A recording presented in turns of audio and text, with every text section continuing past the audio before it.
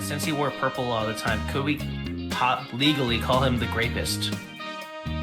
That's why everyone going with the Mephisto theories. I was like,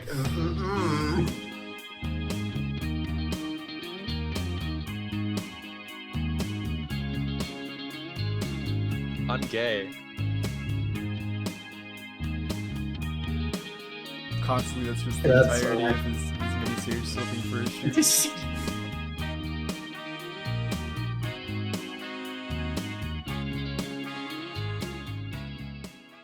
Welcome back to another episode of the happy 616th Marvel family. Today is our 10th episode, and you know what that means if you've been following along with our episodes. Every 5 to 10 is our cheat day. Yes, finally. Comic book adulterers. I am your host, the Funny Hatter, and figuratively to my left is it is me, the X-Man. I am here once more. the X-Man, the Victor X. Yes. And figuratively to my right is Hi, I'm Kori. It says Ellie on Discord, but I am Kori. I'm gay. That's my shtick. Oh, yes. Wait, what? What? Oh no, did I not tell you? Run for the hill! Get away! Get back! She's gonna infect us! Oh, And standing figuratively right behind me, I'm kind of scared now, is it's me, Christopher. Hi. Ah. Always standing at least 5 feet behind everyone at all times. Yes, yes. It's not 6 feet. 'cause It he is our likes to cheat go- day, so everyone needs to be at all angles to keep a lookout. Exactly. Alrighty. So, if you are new to the show, and to Kori, who is new to the show as well, I'm not sure if you've been listening or not, but as I mentioned before, today is our cheat day, so we can talk about one character that is not related to Marvel, because, we just have our itches that we need scratching, you know? Yeah. Just gotta get them out of the way. So, we are going to start with today with my favorite person who's going to be decided for me on a wheel. Oh. And the wheel then, returns. The wheel returns. The wheel of destiny. So, today my favorite person is Fanning. Oh, look at that! My favorite person today is me! Oh my goodness! Wow. What a twist! What a stroke of luck. Wow. Good thing I tossed that coin into that fountain today. Oh yeah, it really worked out. Okay, so since I am kicking things off today, we are going to be starting with, although it is Disney, I don't count it as Marvel, even though that they are doing the Marvel Comics are doing the Star Wars book, but I really don't care. But today, my character is actually going to be returning to the small screens on your little monitors within probably this year or next year, depending on Oh. the delays.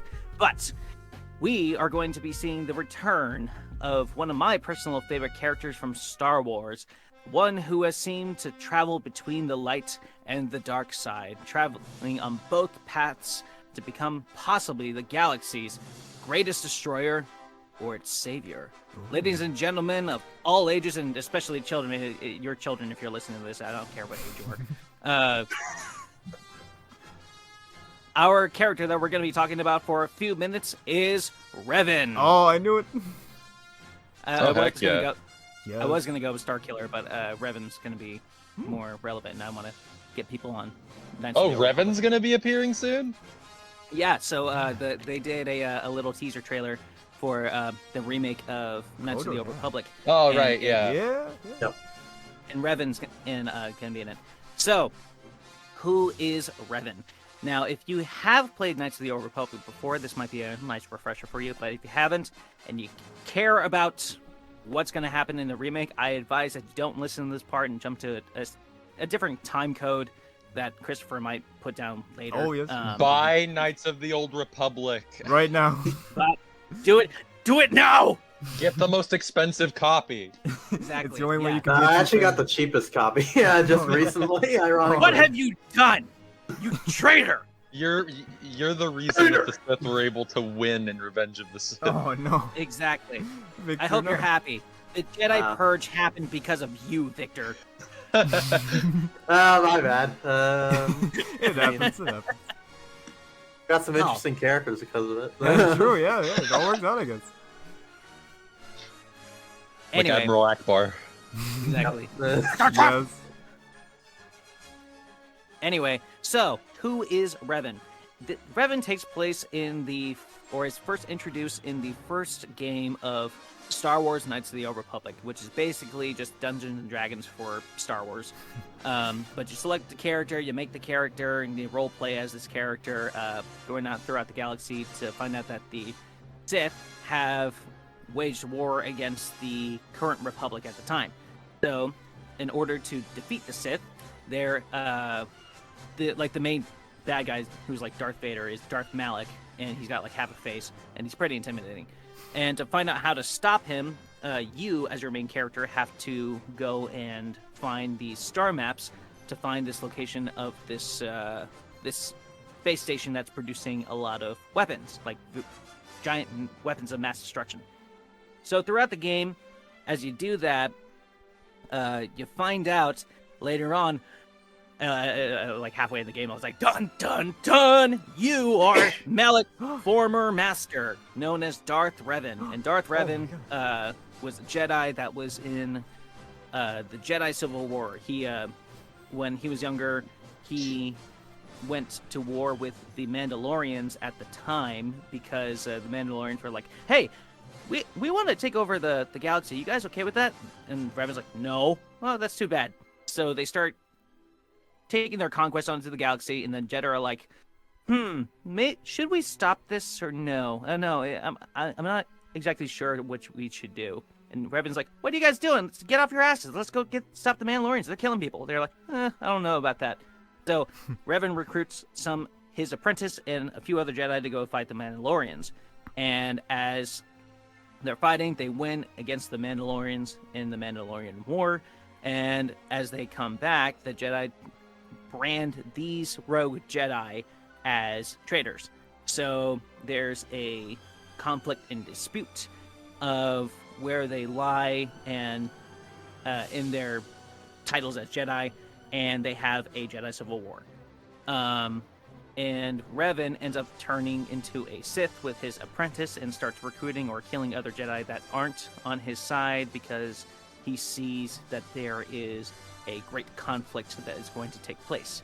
But as this happens, the Jedi Order send in one of their greatest fighters, known as Bastila, to come and get him. And at the time that they find Revan, Malak shoots on his ship, and it knocks him out. And then the Jedi take him in, and they erase his memory. And then that's when we come to where you are in the game. Turns out that you are Darth Revan. You had your memories erased.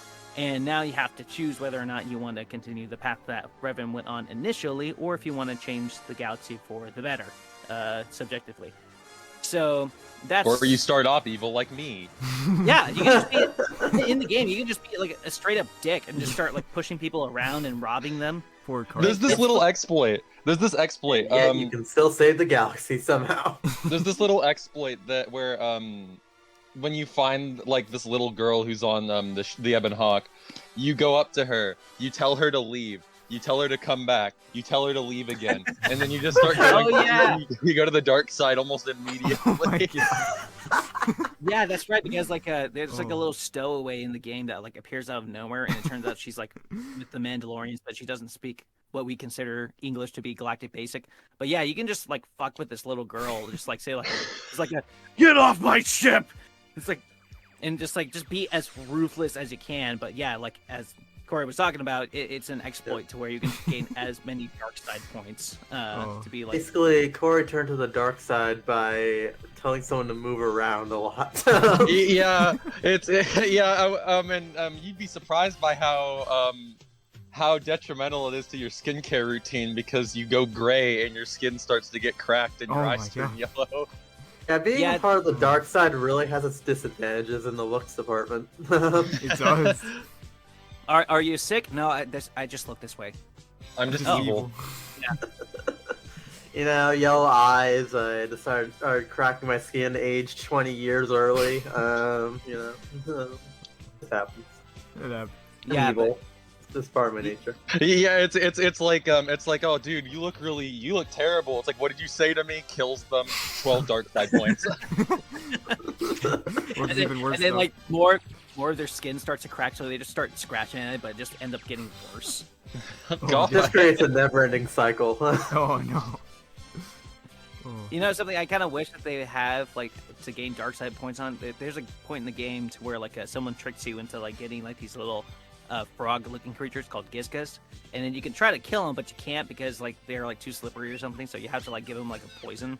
But I kind of wish that you can like just get infinite dark side points if you attempt to kill them, because like the way that they describe it is like you pick up the Gizka and you start choking it to death, but then like another one pops out, kind of like a gremlin, and like the corpse of the original one is right there, but like the new one has just been birthed. You're in the dark side loop now. Exactly, yeah. It's an endless cycle of killing frogs, space frogs. That's all they always Yep, start out. in the RPG video game world, we just call that farming. Yeah. Farming. Farming dark side points. But Yep. they actually do something like that on the planet Kashyyyk.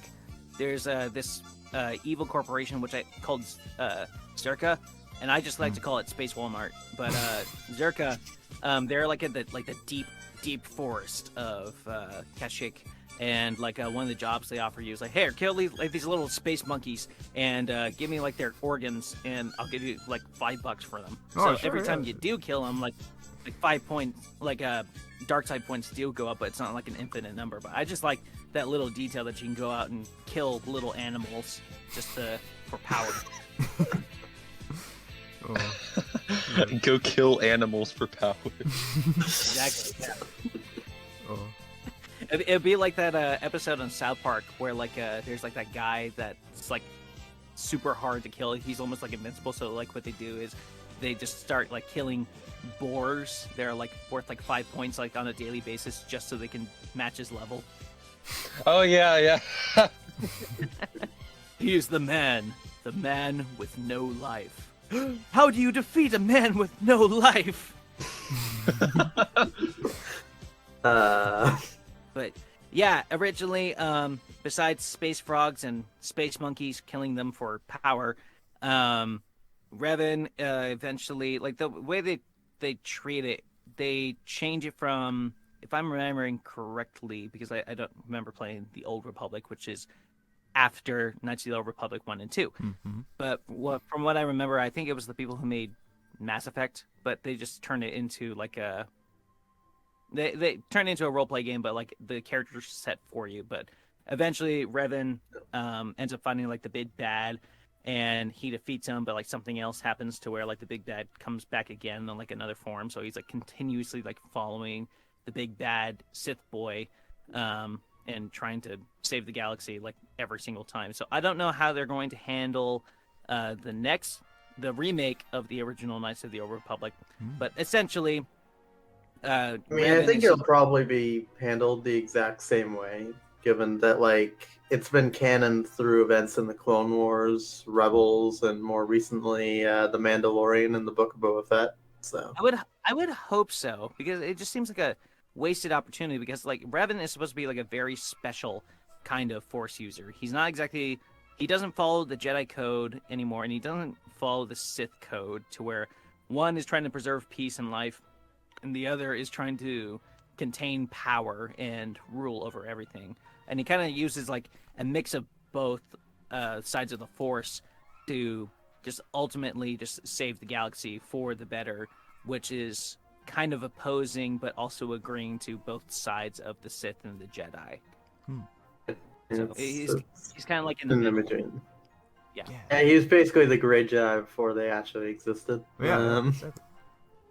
Pretty much, but yeah, he there was like something interesting like with him, like throughout his travels through space in the Mandalorian Wars, but like he had like a blue lightsaber that changed to purple like all on its own, and that's supposed to be like the first thing that the first time that something like that ever happened. And he picked up like a red one. He's like, "Ooh, red! I like this color. I'm gonna keep it." And then ever since, he kind of just kept that one. And then later, when he decided to be good again, I think he switched out the red one for a green one because I think because in the game they describe like there's like 3 colors that the Jedi Order have. It's like blue, yellow, and green. And blue is like more for like the Jedi that want to focus more on combat. Yellow is more of like skills that you like normally have and you can use with the Force. While green is more like for cowards. Yeah, Luke Skywalker's just a coward. Oh, Jedi who want to talk, that's boring. Who cares about that? What the heck? I watch Star Wars for space battles and space battles only. It's I don't Star care about Wars, after all. messages. Yeah. I want to see space sorcerers use magic and use laser swords to hurt people. Modern Star Wars fans be like, yep. Star Wars is about space wizards for kids. But yeah, so the green ones mostly like for people that want to focus more on the Force, but mostly they're like negotiators. So I think that's originally what he was supposed to be. It's known as the Jedi Consular, and that it's like the green lightsaber that they have.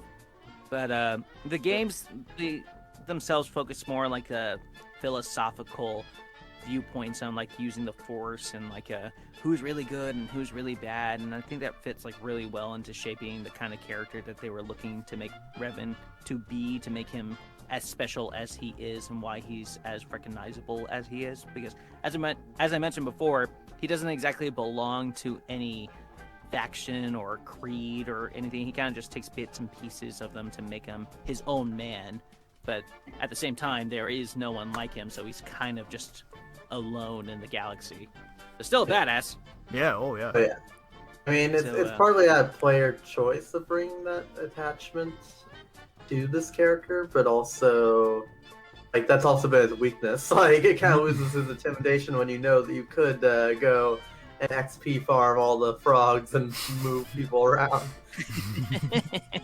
I think part of that legwork is done by Revan himself. So yeah. I mean, did you hear about Revan? He told the girl to get off of his ship 30 times. How evil. God, what a menace. He stole 40 cakes. That's as many as 410. That's terrible. I would just like to see, like, in like the new remakes of like the Old Republic, is like he was an evil man, an evil, like a strong user in the dark side. It's like, what did he do? He's like, he told a girl, gave her directions all over the ship and wouldn't let her leave. What they do is they reveal in the remake that Jar Jar's been alive since like Old Republic times. If you talk to him and help him once, you immediately become a Sith. Yeah, like you can be like fully light side the moment you talk to him. Even if you refuse anything he tells you, you immediately become a Sith. Just interacting with Jar Jar sets you on a path. I would like to see the idea of like you talk to Jar Jar and you give him the idea like, you know what, maybe in times of crisis you should give over emergency powers to somebody that seems trustful, and then that's what turns you bad. Yeah, and then the Among Us like do play. And you lost. You created Star Wars history. And then Revan was the imposter all along. Oh, yeah, man. I mean, he is hiding amongst your group. You know, everyone's looking for him. You're on a spaceship like half the game. Everyone's asking you questions like all the time in events. To constantly deflect them by accusing other people. You also get to commit mass murder. You know, like an Among Us. This is Among Us. It was me all along. It was the perfect crime. I had no idea. I had no idea. Yeah, that's a leveled up version of Among Us. Even you don't know you're the imposter. That's what That would happens be- when you look away for 5 seconds when it tells you. It's like, that would Wait, actually what? that would be hilarious. I would love to see like someone like Markiplier or like Jacksepticeye like play it and they look away and they don't see whether or not they're the I think imposter. that did happen to Mark. Oh If I my remember, God. I think he actually went through like 5-10 minutes of a round just thinking he was one of the crewmates and didn't know what was happening. I mean, how? I mean, like, Oh, it that's gives you the hilarious. option to like kill people or go through the vents. He's like, was he just not paying attention like at It's all? Mark. It's Mark though. Okay, that is- Yeah. I guess it couldn't be a regular thing considering they make it so obvious that you are the imposter. So yeah, yeah. Revan is a pretty cool dude. Yeah. Yeah. There's He's, actually there's a book, Revan book that's really good too. I remember reading it so many years ago, but it's been so long I don't really remember it too much. But it was pretty darn good. It's the author also wrote like a Darth Bane trilogy, I believe. So pretty good stuff. Oh, yeah. I have was my it- eye on the Darth Bane trilogy. Oh yes, I haven't read it either yet, but it looks freaking amazing. Was that the rule 2? Yeah, I think so. Yeah. The only Star Wars books I've ever read are like the Revenge of the Sith novelization, Oh, yeah. which has like the best opening in any Star Wars Oh thing my ever. God. It's a And, I read the um, complete saga novelizations. Oh. amazing. Heck yeah. And I think I read the first book in like the New Jedi Order series, and that's it. Mm. Ah. It was at my high school library, which is kind of cool, I think. You just don't Hey. let anybody see you reading them. It's like, oh, what you got? Nothing. I don't have Star Oh, Wars. it's homework. Shut up. I'm just reading a comic book like a normal person. It's Spider-Man. Oh, okay. Wait a minute. Wait a sec. Luke Skywalker isn't in Spider-Man. He played the Hobgoblin. Yeah, it's hilarious. But yeah, I probably did I don't think I did a good job explaining the character all that much. So if you want to check out more of Revan, please buy the game. I mean, it's on Steam for like the original. Yeah, they have it on the Switch yeah. too. Yeah. Like I said, I just recently got it myself. It's on sale for the Lunar New Year. Oh, yeah, on yeah. Steam. So Yeah. Hey. I'd better get it now. But then Uh-huh. again, when this episode drops, I think we're gonna be past the Yeah, we February date when that yeah. expires. But Yeah, then um, like the mod. In that case, buy an original Xbox. Get both Knights of the Old Republic's games, even though Revan doesn't have much to do with the second one. I mean, And it's then generally buy cheap no every matter what. expanded universe piece of media with Revan in it, all of them. All And of the them. Lego minifigure too. He's got a Lego minifigure. Yeah. And then you'll watch be every happy. video that mentions Revan on YouTube, including this I one. mean, already at its default price, it's pretty good. Like at $11, it's pretty good market yeah, anyway. yeah. So sorry for teasing you guys with it being like $4 for me. Sorry, I just got excited there. And, Oh man. we're on the cheat day, so it seems it's fitting to tease you all. I guess I don't know. Tease me, False man. expectations. Tease me with that Star Wars. Oh god. Man. Yeah, so anything Revan, learn about it. Do your own homework. I don't care. I'm not your teacher. What are you doing? What are you here? Go play it right now. What are you doing? Stop listening to this. I'm kidding. Listen to this. And then go Blow play your it. 401k on Revan. It's worth Exactly. it, trust me. Everything You'll Revan. be a If there's a fan. helmet, buy it. If there's a lightsaber that looks like it, buy it. If you lose anything you buy, replace it immediately. And then buy the next one. And then buy it 3 times so that you have extra in stock. Just But because. don't worry, Revan will make it worth it by telling you how to move around your house, and then you'll lose track of where you are. Totally worth Go it. to your McDonald's. Go to your McDonald's cashier job dressed as Revan, head to toe. Yes. And then refer to it as McDonald's. Yeah, and refer to it as McDonald's because the mask muffles your voice, and you talk too fast. Hello, welcome to McDonald's. Welcome to McDonald's. How can I serve you through the dark side today?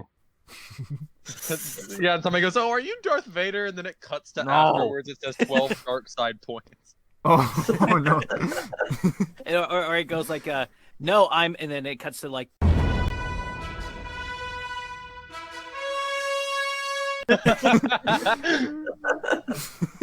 Anyway, that was fun. Revan, everything. That's the moral of the story for Revan. today. So we're going to end here with Revan, and I am going to take my name off of the Wheel of Destiny, and we're going to spin to see who gets to talk next about their character that they so desire to speak about. And look at that. Our winner, my least favorite person today, is Victor. Oh no! Damn! Dang. Oh, Victor. I don't choose who I like and who I dislike. The wheel does it for me. It's just destiny. Oh, it is. As I warned in the Venom review, the wheel would strike back eventually. Yes, it would. Oh. The wheel is not. The Empire strikes back, if you say. Sorry. Oh, wait. The wheel strikes back. Yep. Because he was my favorite person the last time we did that. You're right. Yeah, true. Yeah. Oh man, tragic. Yep. How low have I fallen in a week? In a week's time. All right. So, for this episode, there's someone non-Marvel. So, today, I'm going to choose a significant character. Ooh. One that has been quite powerful in recent years, and quite wondrous. Oh. Is it Detective Chimp? Oh. You cracked the case. But yeah, with this, I'm choosing Wonder Woman, and just like Hey. before me, I'm choosing a specific version of Wonder Woman. Ooh. The version of Wonder Woman that I'm choosing is from the novel series DC Icons. DC Icons. Ooh. Please elaborate. Now, for those of you who don't know, who are watching the stream or in the stream, DC Icons is a YA series focusing on different DC characters each. It's been expanding slowly over the years now. I have 4 in the collection, the main 4 that they started with. And I've now read them all successfully. But I decided to pick the one at the very top because that's who I am. This one particularly is a prime example of how the system of each of them works, where you have a DC character in their teens slowly become the character that they were meant to be all this time, in this case being Wonder Woman, the legendary warrior and superhero. This one particularly was made by A. Bardugo, a fascinating author, known for making the novel series Shadow and Bone, which was recently adapted to Netflix, and a couple of other cool works. But yeah, for Wonder Woman, this sort of takes it on like an Lord of the Rings style adventure series. Like, it goes on this journey where like initially Wonder Woman is like made fun of because she's made out of clay. She's on an island of invincible warrior women, and she's weaker than all the warrior women on Themyscira, where, like, you know, they're all at us. They're all doing all this cool stuff, you know, having contests and you know, and all that. Are they having the contest to where they make the youngest girl compete against with like full-grown women? Yes. The classic. Because that's fair. Yeah. Yep. Always gotta have that. Basically to not to make sure that the queen is showing no favor. I'm not biased. Yep. And yeah, that is where the book starts. Of course, as one of these contests, because I don't know, that's how you start a Wonder Woman movie. It's like a Wonder Woman plot in general. Like, you know, you just start it with a contest with Diana's a little girl facing much more powerful and stronger warriors. Because while I guess that's going to be as common as Bruce Wayne's parents getting murdered at this point, Wonder Woman gets as mainstream as he does. And I mean, she's getting there already. You know. Yeah. I'm discounting the credit there. And yeah, she initially, you know, she's been on the island for her whole life, of her teen years. And, you know, recently, apparently, there was a human who died on the island, because, you know, the Amazons are immortal. The human and beings that, you know, occasionally crash land on the island are not. So, you know, Diana learned like lots of man's world is called through her and the fascination, the yearning of the outside world and all that. You know, typically like a YA story or any sort of adventure story that takes you across the land, that would happen. Yeah. But yeah, during this contest, there is a boat that breaks down. There's only one sole survivor, this being a little girl named Alia, and she's freaking out because the instant she wakes up, she's on this island of like warrior women who, you know, assumes is some sort of cult. It's not that Wonder Woman is a warrior superhero. It's that she's indoctrinated into a cult. Which is a fascinating perspective to take the book from initially.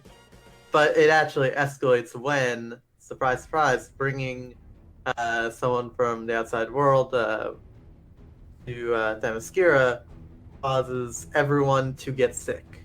And yeah, the island is starting to break down and people will eventually die on Themyscira of all places. That's ironic.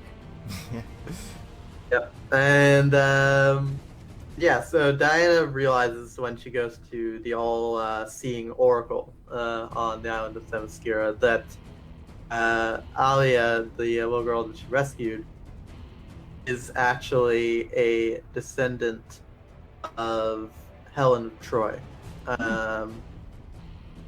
Who, in this continuity, it's not really like, you know, your typical legend of, you know, the beauty then, you know, caused everyone to go nuts or whatever. In this case, she is a mighty warbringer. It's something with her blood that is enchanted and cursed, which causes the world to turn to war. It's rising from the depths, taking over humanity, that sort of thing. Full-on apocalypse event. Cool. Apocalypse as in like a prophetic, or like apocalypse as in like Darkseid's planet? Yeah, prophetic. Sorry, no dark side in this one. Damn it. The only universe where you can say yes to both of those things. Yes. Apocalyptic as in cataclysmic, or the planet? Yes. Yep.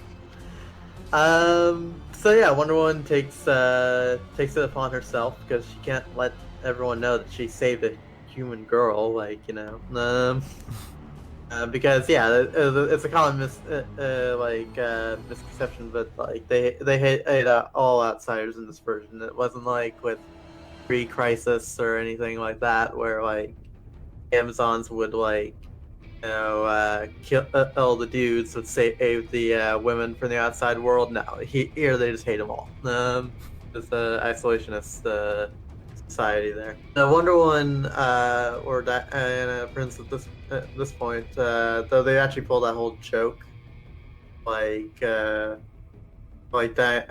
Prince being the interrupted feature of her like saying Princess of the Amazons, and like that whole bit from the Wonder Woman movie and how she gets her comic last name. But in this she goes with Alia to the armory and collects, of course, classic Wonder Woman memorabilia before she is Wonder Woman. That being, of course, the lasso of truth, the magic bracelets of submission, and the tiara, of course, being the ultimate headdress to sum it all up. Oh, wait. And they go through using a magical Pegasus and a ruby to transport them to New York City, baby. Wait a minute, are you implying that there are non-magical Pegasi? Yeah, possibly. Just normal, just walking around. It just feel like someone putting fake wings on a horse like I'm heading to. Man, I want to consider them. Consider the non-magical Pegasi. Yeah. And yeah, this section, even partly before, is where a lot of the humor comes in of like levity of this like big moment of like, oh my god, we gotta stop a big apocalypse event from happening by removing your curse, Alia. And then like at this point there is a little more jokes of Diana like getting used to humanity. For instance, she is told by Alia, who is of course of our world, about Google, and she says, "Is Google a god? One of your gods?" Yeah, honestly, yeah. It is. And then she goes onto the New York subway as well, because they need to transport themselves, get some supplies that Dahlia has. And Diana observes that the New York subway is very angry, and she thinks that Ares must rule here as the subway god. I mean, it wouldn't. I wouldn't put it past it, considering how many confrontations and how many fights break out in the subway. True. Reported. Yep. And I'd buy that. Yeah, honestly. And yeah, like and so like they go on like this adventure of like blending and trying to get to this destination. Like compared to the other books in the DC Icon series, where it's very much local. Superman's YA novel would of course be in Smallville, and Batman's was in Gotham. And Catwoman also had one, which was also in Gotham, of course. And yeah, with this one, it sort of takes you all over the place, in different directions. Like, is this a larger scale of stakes and levity intertwined? Even with like a supporting cast of characters that go on this journey and become unlikely allies and friends. For instance, there is Alia's brother, who is set up as the sort of guarded love interest for Diana.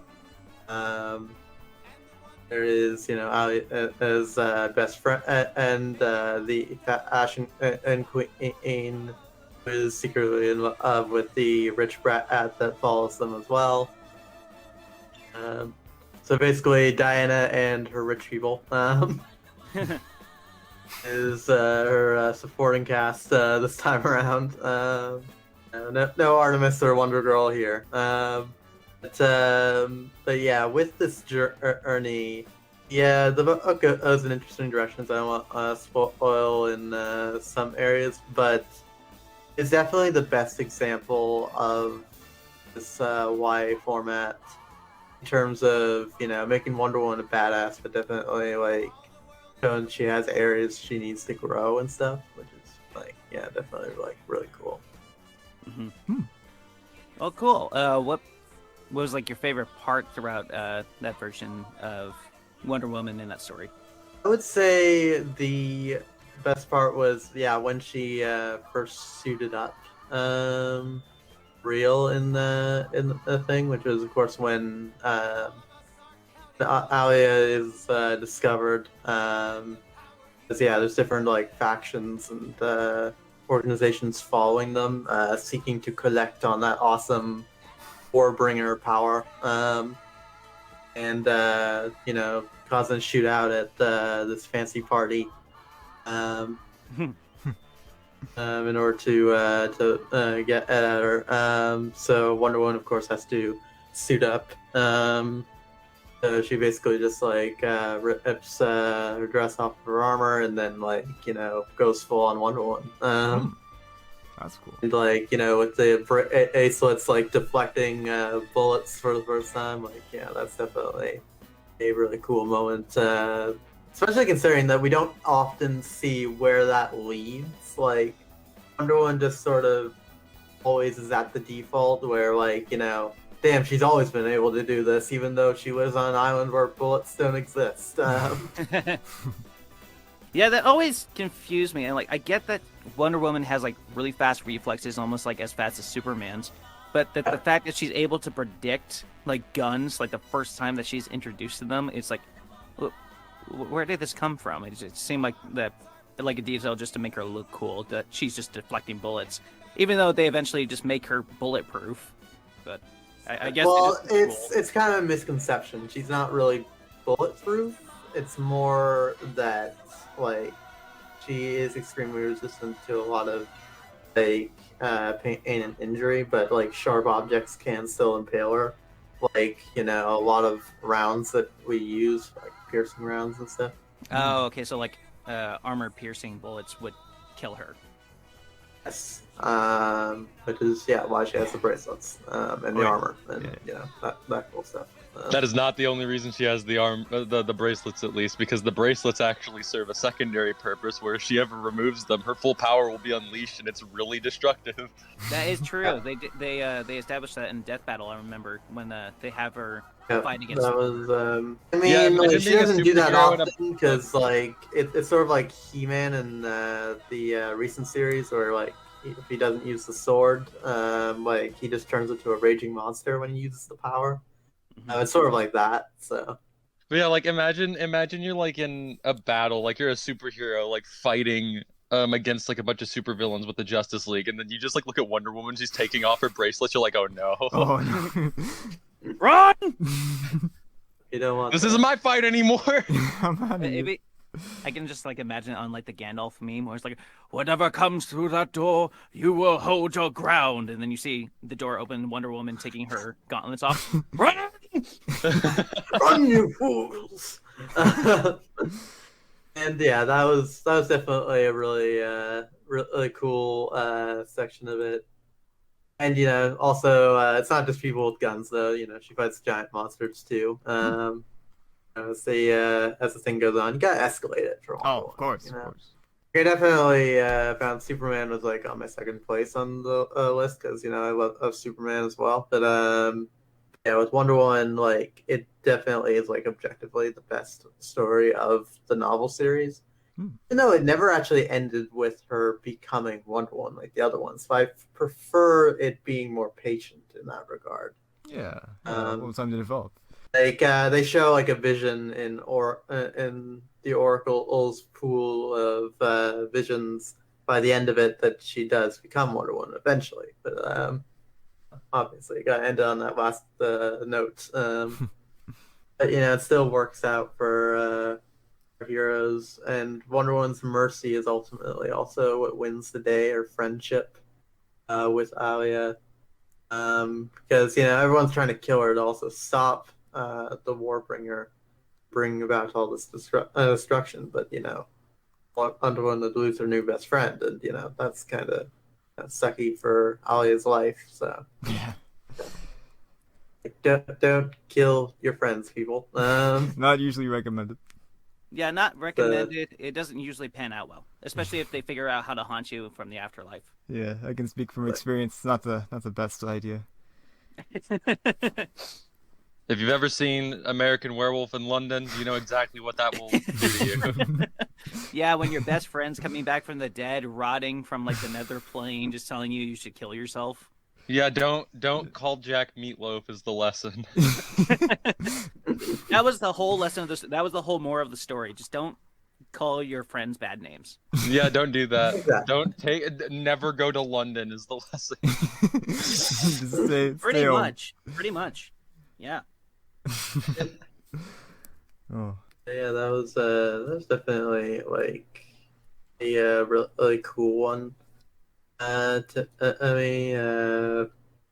One's adventures Yeah, there's even like of course indications that this was a wider DC universe, of course, but as for usual these types of things, so for once is the one of these books that does not have to indicate Batman every second. So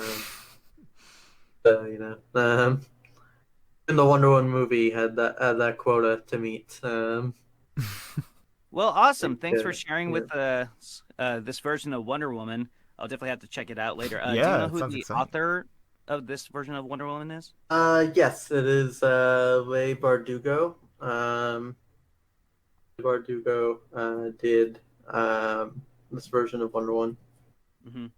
All right, awesome. Yeah. Well, Wonder Woman Warbringer is the name of Warbringer. Okay, yeah, I was about to say that sounded like very familiar, but yeah, I definitely want to check that out some other time. Oh yeah.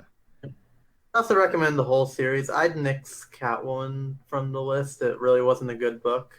It was also like it was the one that was out of theme. She was the one that wasn't a teenager because apparently the author has some history of sexualizing characters. So yeah. Oh, yippee. Yep. But like I said, I'd skip on Catwoman. I'd get the rest. Okay. Good. No Catwoman. No Catwoman. No, bad Catwoman. Bad. Alrighty. Well, Saying every version of Catwoman, but yeah, for that one, yeah. No. But yeah, thanks a bunch for sharing with us that version of Wonder Woman. I'd ask more questions, but we're kind of pushing the time here, so I'm going to select somebody else from the Wheel of Destiny to see who they get to talk about their character of the day. And right now it's a flip of a coin, and we are going to hear from... Look at that! The person that's just a person today, it's not either my favorite or my least favorite, is our newest member, Kori! Yes! Heck yeah. Oh god, I've been thinking about it for like the past 10 minutes. I'm glad you thought about it at some point. Yeah. I guess the character I'd probably like to talk about is from Doctor Who, the Seventh Doctor. Who plays the Seventh Doctor? Sylvester McCoy, a man who did a cameo for me for my birthday, courtesy of my boyfriend. Oh, that's awesome. Yeah, right? And he gave me writing advice. Oh, nice. Yeah. So, the Seventh Doctor is really interesting compared to a lot of the other versions of the character. Specifically because there was always this kind of underlying mystery to him that hadn't been there since very early on in the show. Mm-hmm. There was this guy who came on around the time that Sylvester McCoy was cast, named Andrew Cartmel, who felt like the show had lost its mystery. And so he started to build up this thing with a couple of other writers called the Cartmel Master Plan that revolved around the Doctor being more than what he seemed. Because we had already learned about his race, where he came from, and how that planet works. But we never learned we never learned his past. We never learned much about his past. We heard little contradicting details. But what they did with the Seventh Doctor is they kind of built him up as this arch manipulator chess master who manipulated people around him, even people he cared about, because he only saw the bigger picture. He believed the ends justified the means, that if you were to stop evil, sacrificing one life for 1 million people was okay, and people tended to call him out for it. But essentially, he has this sort of god complex. He thinks that he's kind of above everything, that he's the ultimate moral force of good in the universe. So he his choices are the choices that matter. The interesting part about him is that kind of manipulation and that kind of grandiosity and vanity kind of goes deeper when you read some of the Virgin Publishing novels that came out after the original series ended, that continued the series, where you kind of find out that he's actually supposedly the reincarnation of an ancient Time Lord founding kind of godlike person who threw himself into these things called looms, which make new Time Lords, and he was rewoven into the Doctor at some point down the line. And the Doctor kind of knows this, and so it's part of the reason why he's the way he is. At least this is just how I understand it. I'm not too familiar with this part of it, but it's just this big like mystery about this version of the character that is different from all the other ones, because all the other ones tend to be at least kind, even though a lot of them can be jerks. But this guy, he doesn't really care. He does, but it doesn't really change his views and his course on what he's trying to do with his plans. And he's willing to do pretty much anything. Like in one of the books, he gets one of his friends' love interest like killed, like knowingly, or like according to the one of the Virgin Publishing novels, the Seventh Doctor manipulated his predecessor into dying sooner than he was meant to, specifically so that he could manifest because he was afraid of him. Just stuff like that, and then like on top of that, there are so many corners of like of the Doctor Who universe that even if you don't like a specific interpretation, if you don't like the show, you could probably listen to like the audio dramas. If you don't like the audio dramas, you could read the books. If you don't like the books, you can read the other books.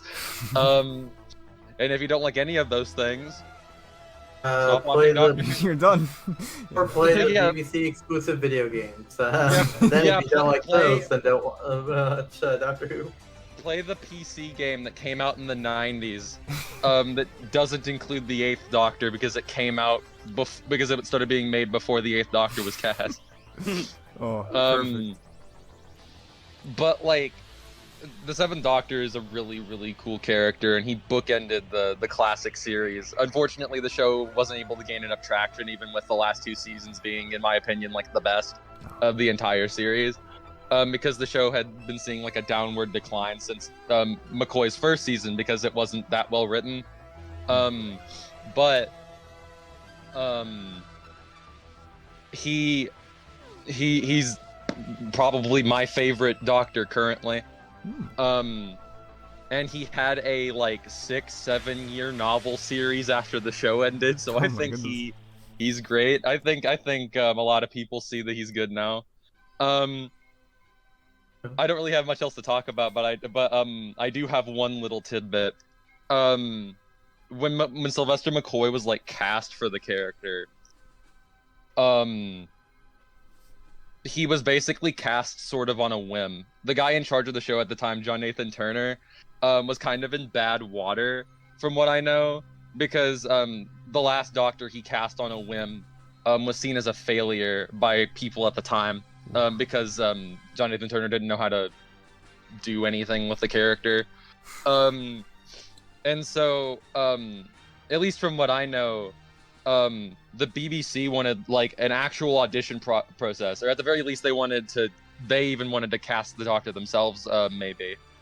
But Sylvester McCoy's agent called John Nathan Turner like vying for the role, and Sylvester McCoy's agent was told, okay, I'll consider him. Immediately after that call ended, one of McCoy's friends called John Nathan Turner to recommend him too. And John Nathan Turner thought that he was like being put up to something.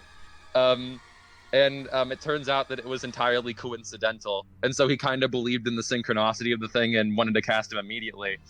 But, and this is also something I'm not entirely sure on, this is just something I've heard.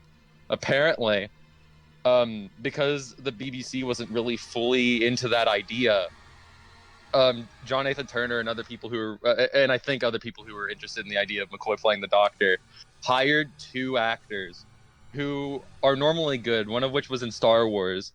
I don't know which one, but hired 2 actors to do kind of like a fake audition to phone in their roles so that McCoy could come in and then do like an actually good performance and immediately be cast. And here we are. Works like a charm. Yeah. Yeah, maybe more auditions should be held that way. Honestly, yeah. It's brilliant. I love it. Yes. Oh man, that's But awesome. yeah, that's about all. Oh, some good stuff right there. Wow, I like that. So what about that version of the Doctor is, would you say is like your favorite part, like throughout the season that they're in? There are a lot of like particular bits. There's this Usually, bit. like, doesn't like the Doctor have like different seasons typically before regeneration? I mean, I might Yeah, be thinking like modern yeah. day, but like, There are three. He had 3 seasons, but okay, my yeah, favorite making moment sure. for him in like at the very least the main show is this bit where he's on this planet that kind of sees like happiness as what everybody needs to be. I think the story is actually called the Happiness Patrol, and if you're not happy, then you're not a good person. I've only ever seen this scene out of context, so again, I might be wrong. My foray is more in the expanded stuff and episodes other than this. But he walks up to 2 guards, one of whom is looking for him, and that one is like a sniper, and he tips his hat off to him and is like, "Oh, how do you do?" Having appeared behind them, thinking that he was still on the ground floor. And the sniper turns around and points his gun at him, and they get into this like big conversation where the other guard is telling him to put his gun down and not to do anything crazy, and the guy with the gun is just kind of freaking out, and the Doctor basically is like manipulating him and goading him into doing it, like, shoot me, do it, like, isn't it just that easy? Pull a trigger, end a life. It's simple, right? And it's just this really big scene where he basically goes, he's telling him to do it to freak him out. He's telling him to do it because he knows that if he goads him into doing it enough, he'll flinch and won't do it at all, because he's not actually capable of killing somebody that close up. One of the lines he does, which I think is a brilliant line delivered by Sylvester McCoy. He goes, "Why don't you do it then? Pull the trigger, end my life." It's so good. The guy just can't do it because the Doctor's basically just manipulated him into not being capable of it. And I think that's a really good moment. Dang, that sounds amazing. Oh my goodness, so cold. Sounds Yeah, pretty. certainly. Like, yeah, the Doctor has no fear of that. If anything, he just killed them with the remaining regeneration energy. Man. They did. Well, that I'm sounds gonna have to awesome. rewatch and- that scene. Yeah. Oh my yeah, god. Yeah. that sounds awesome, and it's also awesome that the guy who plays the Doctor came to personally talk to you. Yeah, right. That's sweet. It was awesome. I still have that video on my phone. Oh yes, gotta save that forever. Mm-hmm. Yeah, so Would would be you like- say that is your favorite version of the Doctor because of the writing for him, or because he personally came to meet with you? Yes. I personally think that part of the reason is just because Sylvester McCoy is such a good actor. The series started off, like, his era started off more comedic because, like, the Doctor before him, Colin Baker, his Doctor was portrayed as being a bit more brash and violent, and so because of the situation surrounding that and other darker things that were going on in the real world at the time, they made the Doctor a bit more comedic. And when that failed, Andrew Cartmel came in and was like, no, and gave McCoy the exact role that he's perfect in. Like, really dark, like, melodramatic, deep voiced monologues, like philosophical things, just talking the villains to death in ways that would probably scare the hell out of everybody else. Oh, God. Things like that. And I think that it was perfect for McCoy, because even if you look at the audition he did, you can see that that's the kind of role he'd be perfect in. And they didn't go for it initially. And when they did, and they went even more into that idea than they did with the audition, McCoy really shined, and I think that's probably why he's my favorite. Because McCoy is just really good at dark acting and bitter acting, and when he puts in, like, the kind of comedy from his first season, season 24. And it's actually like balanced out by the other things and not totally taking over the screen time. It works really well, specifically because McCoy's kind of a comedy actor, but also he's just such a good actor that like I can't help but love his incarnation, even if it was badly written. So basically, what I'm saying is I don't know if it's badly written or not. I just like Sylvester McCoy. Well, nice. Well, it's cool to find out that you went through such a unforgettable experience, both from a viewing standpoint and also a personal one as well. And that seems like something that's very rare for people to have, especially like if they're really invested into a franchise that is ever expanding and ever continuing. Yeah, especially one where it's like, this is a version of like a character who can be played by multiple actors, and I just happen to talk like the guy on there on Cameo just happens to be one of the ones that like I particularly like a lot, and I just happen to have a very awesome boyfriend who was willing to get that for me. So if you're watching this, I love you. I would hope so. Otherwise, it would imply that you're just using him. No. Yeah, that's awesome. Is there anything else you wanted to say more about the character, or do you just want to tell people to just look into it as much as possible, buy everything associated Buy with the Virgin New Adventure novels. A lot of them later on cost like $200. I don't care. Get them. Just get them. It's worth it. It's your 401k on this specific version of the Doctor. There are 60 freaking books in that series, not counting when they lost the rights to the Doctor and just started using a different character from those books. And if you really want to, get more Doctor Who books, get the book about the version of the Doctor immediately after that. Now I'm done. Okay, well, awesome. Well, thank you, Kori, very much for telling us more the history of that version of the Doctor and your personal experiences with said Doctor that may or may not bring us into question whether or not the Doctor actually exists within our universe. But he's real. I'm friends with the Doctor personally.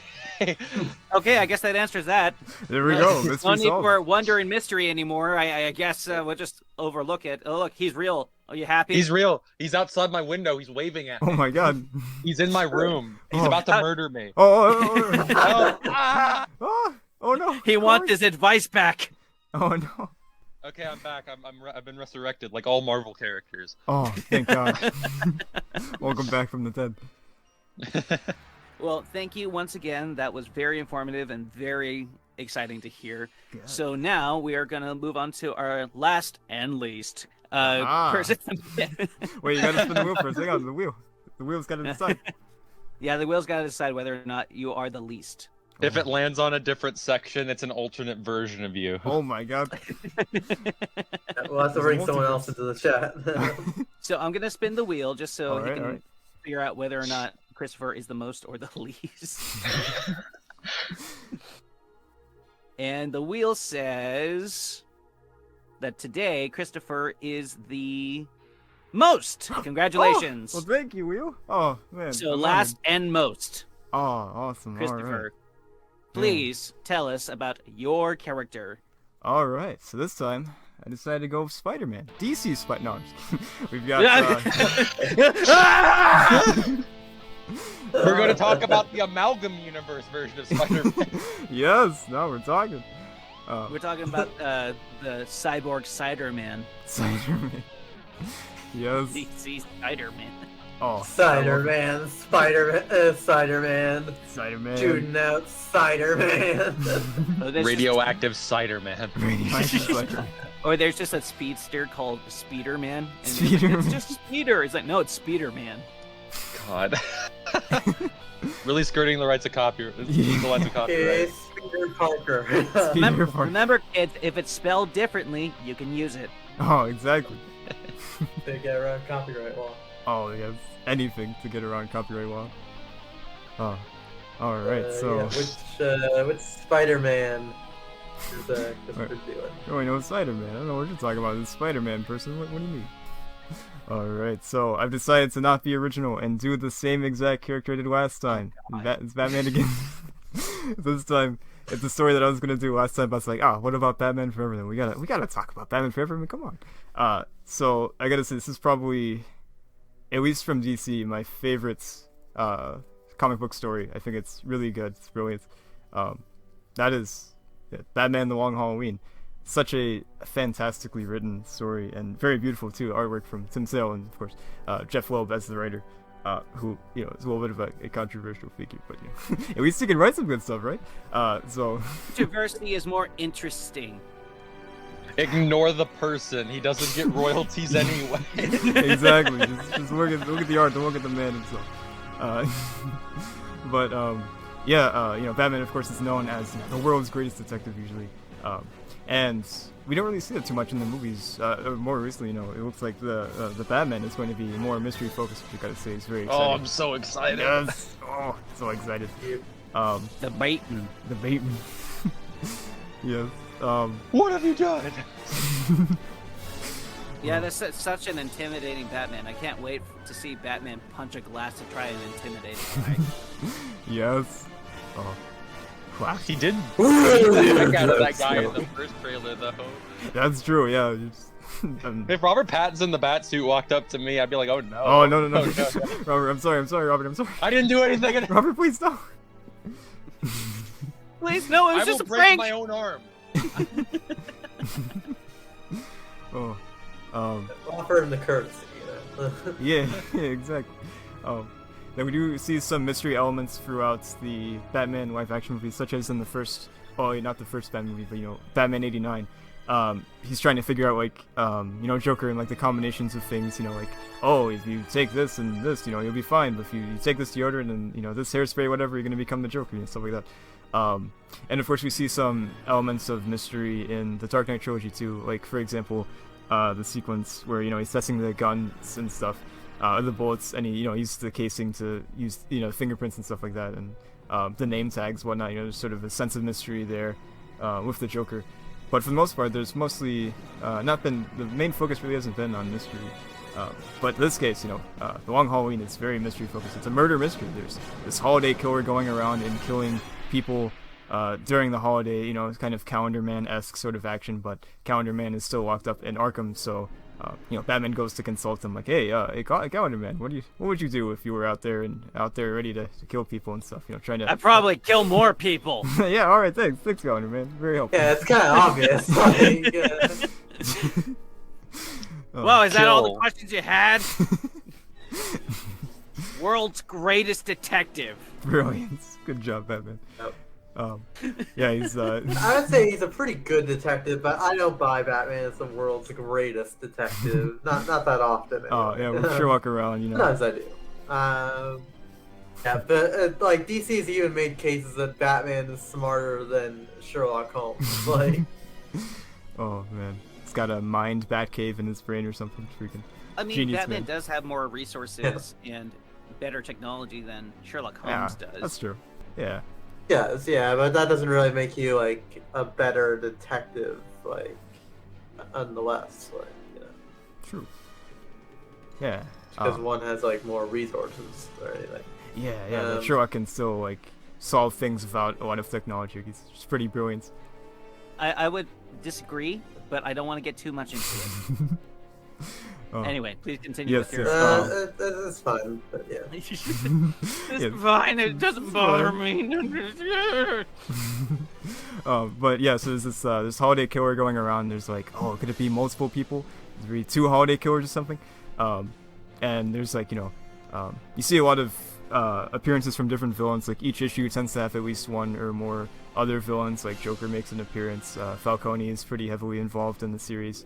It sort of feels like a continuation of Batman Year One. I'm not sure if it is exactly, if it's meant to be in the same continuation or continuity. But Falcone has the scars from Catwoman. It's in the same style, but yeah, exactly. Yeah. Different writers, not Frank Miller, but still has some of the same ideas of Commissioner Gordon not being commissioner yet. Commissioner Loeb is still the commissioner. You've got the scars on Falcone's face from Catwoman and Batman Year One, stuff like that. So it's sort of a connecting tissue there that it doesn't necessarily say that this is a continuation of Batman Year One, but it's sort of, I guess you could probably assume based on the continuing threads there. But yeah, I always thought that was pretty cool. Yep. But yeah, he's just going around. I mean, not every character is a prostitute, so therefore, Thanks, it Frank. wasn't made by Frank Miller. There was a cartoon that someone made. It was just a little quick cartoon, and someone's pointing a gun to Frank Miller's head, and it's like, now write a woman that isn't a whore or isn't an asshole. I can't and he's do like, it, man. yeah, or she isn't a slut, or she isn't like a jerk. And he immediately starts taking his pencil and writing out the letter W, and the guy points the gun even closer. Oh, that It's Frank. like W and H, and gun is closer in his face. Oh my god. Man, but yeah, I don't want to go too much into the plot of the story. It's to avoid spoilers for those who haven't read it, because it's really a brilliant comic, and I do recommend checking it out if you haven't read it before. There's also an animated movie, or Double. It's a two-parter movie that's pretty good. It does change some things. DC seems to do that, especially recently too, like with Batman Hush and stuff. They changed the ending and changed even the person that was Hush in the movie, which was interesting. And this too also does change the ending a little bit, but yeah. Well, I hope it's better than the animated movie of Hush that they did. Yeah, I'd say it is, honestly. They It's at literally least more stylistic, because it wasn't just done in the standard DC animated movie universe style. It was it's a new style that allows it to flow more. Yeah, that's true. I haven't seen the Long Halloween, the two-part movies, but I would like to watch them eventually one day. Yeah. Jensen Ackles is a surprisingly good Batman. He is, yeah. Oh, I was impressed. he's Batman in that? Yeah. I was like, Dean? Oh, wait a minute. What are you doing here? Where's Sam? Jason. Oh, jeez. He's finally Batman. Yes, and yeah. he was previously Jason Todd as well. Yeah, I was He's about trying to say, steal Troy Baker's job. honestly. I hope he does. I really doubt it though, because Troy Baker's way too aware of his status along with Nolan North, and he even said at a panel, he's like, you want to get into voice acting? I was like, here's what you do: you wait for me and Nolan North to die. Oh, that's right. Once they die, you can finally get into the industry. I should know. Yes. That's what I'm waiting at right now. Oh, exactly. You gotta kick the bucket one of these days, right?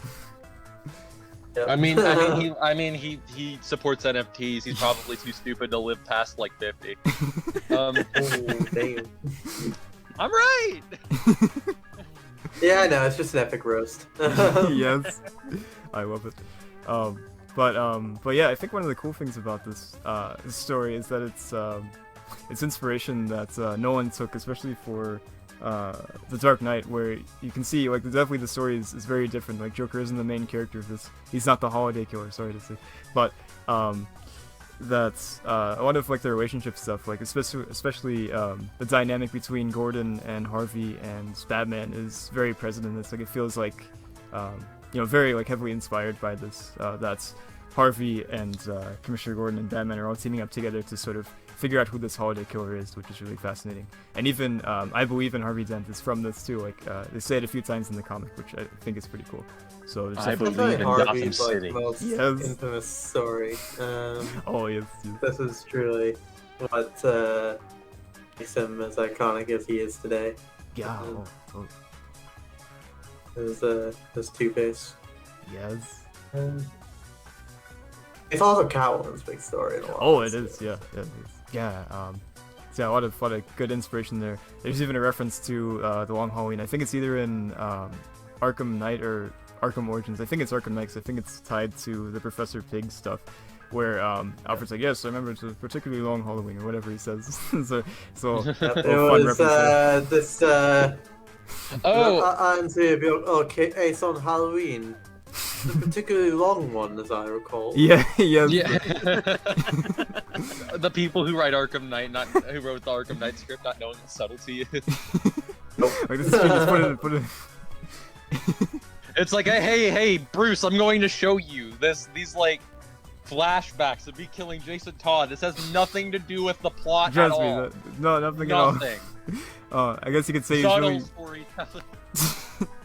Oh, you could say this Jason guy is really under the red hood. You're like, come on, Bruce. Master Bruce, I got to get you back into physical therapy. You don't want another nightfall, do you? Damn it! I was gonna make a nightfall joke. I guess you could say that everything that that Jason went through in the Arkham series was some sort of knighting. No. Oh god. Oh, we need more of this in Batman. Like when he's in Arkham City, it's like Batman's thinking when he's fighting racial rules ninjas. Is like, I wish I had a good omen watching over me, something like a Robin. Oh my god. Man. It'd be really funny if Bruce just looked somebody like dead in the eye, like, oh, this is Robin. He is very acrobatic. He just put emphasis on that word. You could almost say he was in a circus, and Dick is just in the background like, shut up! Bruce, Bruce, come on! Bruce, come on! You literally changed your costume to different colors to distract from my broken arm so people would never figure this out. You're just blatantly outing my identity. What's wrong with you? Yeah. Oh, man. It eventually escalates until Bruce just goes on national television and just blatantly tells people that Robin is Tim Drake later on. So, oh, by the way, my good friend Tim Drake, Robin, is a great guy. You could say that he's almost as smart as looks at him, looks back at the camera, Tim Drake. Oh, man. Brilliant. That's the version of Batman I want. Yes, please. The perfect counter to the version of Hal Jordan from the New 52 movies.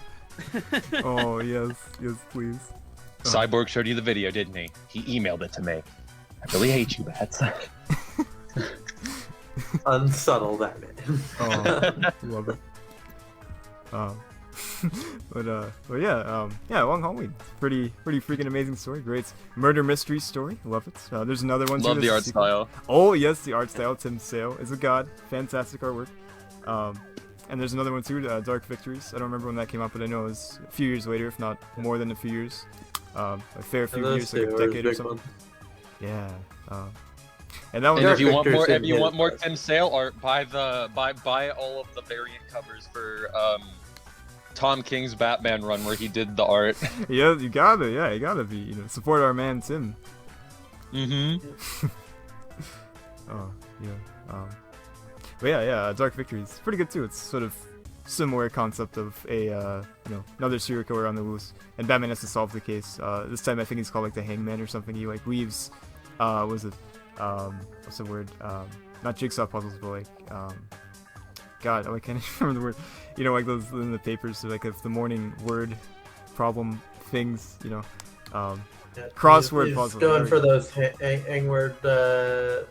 Hangman theme puzzle ordeal. Everyone needs to have a particular gimmick. Like if you're just a normal serial killer, like nobody would care. Yeah, exactly. Yeah, you really have to stick out in Gotham. Like there's been multiple oddities piling up by the hundreds of Batman. Oh, is this guy a 100 killer? No, he's just a normal serial killer. They're just killing people by this coincidental number. My favorite thing is like everybody in Gotham has like some sort of shtick, and then like the Joker comes along. It's like, oh, he's a clown. It's like, no, I'm disfigured. I fell into a vat of acid. Poor jerk. Joker. I like the idea that Joker didn't go insane until people started actually calling him a clown after he fell into the vat of acid. So he just like, well, I hate you all. What the heck? Fine, I guess I'll be a villain then. Yeah, poor man. It's a gimmick. It's news and media. That's so truly. Yeah, that bit in Batman '89 where Napier like looks at his reflection and like loses his mind. He didn't actually lose his mind. He just thought it was really funny, and then somebody made fun of him directly after that scene, and he became a supervillain. Like.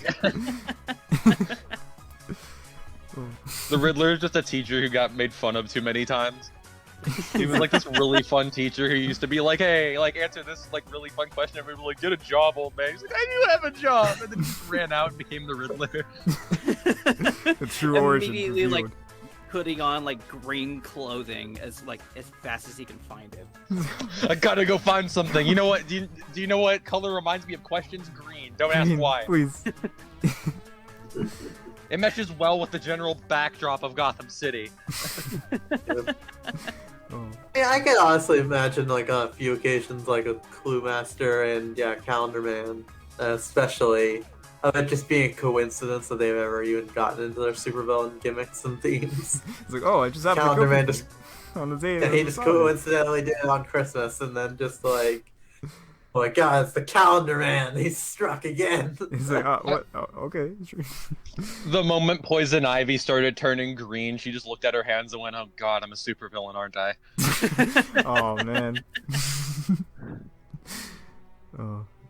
The true origins. She assumes that she was helping the planet, so. There are like 12 superheroes and 50,000 supervillains in Gotham City who are all only active when it's their allotted time of week, because otherwise the Joker is active and currently getting beaten up by Batman. There's like an unspoken agreement. Whenever one criminal is enacting a master plan, none of the other ones can do anything. It's like, oh, Black Mass is your day? I'm sorry, man. I'll let you go. The Joker is on this week? Oh, man. I want to do something. That was gonna take up like an entire month. I was gonna cover Batman and breakfast condiments this morning. It was gonna like relate to pancakes. Oh, man. Yeah. And eventually, like lots of villains, like the Long Halloween, it kind of shows it a little more glaringly of like, why don't they just do this every day? All right, it's all team up together. The Penguin's just sort of in the background, like, oh, is it like our day today? And it's like, oh no, the Joker has like a 5 o'clock torturing session. It's like, okay, fine, Dang it, reschedule it for tomorrow at 3. Oh man. I'll go after Superman. No, that's Lex Luthor's job. Dang it. I would like to think that back to like the green thing, like when they discovered that they're green. Like you see some of the supervillains that aren't green, like Mr. Freeze, like he purposely just turned himself blue because he's in denial that he's actually a supervillain. Yeah, he's like, I want to be like Superman. He's blue. Mr. Freeze's wife got frozen, and he looked at her and went, "This is not going to be my villain origin story," and he failed. Pretty much, yeah. Oh, true. Poor guy. Yeah. I sympathize with Mr. Freeze. The Joker was voiced by Troy Baker in his origin story, therefore he is automatically evil.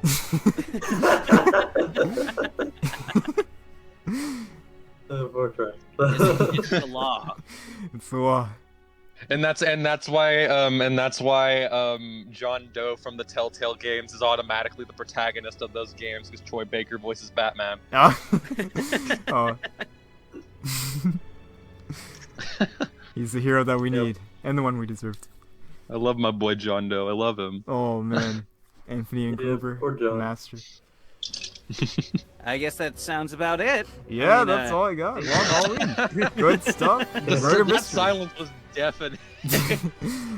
Well, I mean, I guess there's nothing more to talk about besides the fact that we just talked about the greatest mystery of all of Gotham's villains and how they operate. I think that deserves a episode all on its own, but sadly we're Marvel, so we're gonna just have to talk to some of our friendly neighbors who do DC.